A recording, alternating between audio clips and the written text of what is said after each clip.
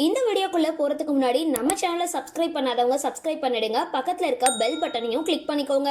வாங்க வீடியோக்குள்ள போகலாம். விஜய் தொலைக்காட்சியில குடும்ப கதையா சிறகடிக்க ஆசை, பாண்டியன் ஸ்டோர்ஸ் 2, அண்ணன் தம்பி கதையா ஐயனார் துணைன்னு ஒவ்வொரு கதைக்களத்துக்கும் விஜய் டிவில சீரியல்கள் ஒளிபரப்பாகிட்டு வருது. அப்படி படிப்போட முக்கியத்துவம், பெண் சமூகம், பெண் உரிமை போன்ற விஷயங்களை மையப்படுத்தி ஒளிபரப்பாகிற கதை தான் சின்ன மருமகள் சீரியல். சேதுவை திருமணம் செஞ்சுக்கிட்டு கஷ்டத்தை அனுபவிச்ச தமிழ்ச்செல்வி இப்போ அவங்க கிட்ட சுத்தமா பிரிஞ்சு தன்னோட கனவை நோக்கி பயணிக்க தொடங்கி இருக்காங்க.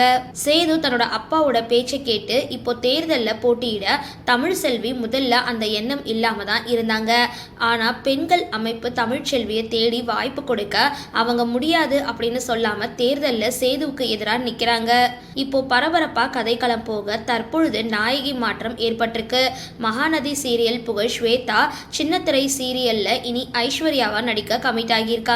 மகாநதி சீரியல் புகழ் ஸ்வேதா சின்ன மருமகள் சீரியல்ல இனி ஐஸ்வர்யாவா நடிக்க கமிட் ஆகியிருக்காங்க. சரி, இந்த வீடியோ பத்தின உங்களோட கருத்துக்களை கீழே கமெண்ட் பாக்ஸ்ல போஸ்ட் பண்ணுங்க.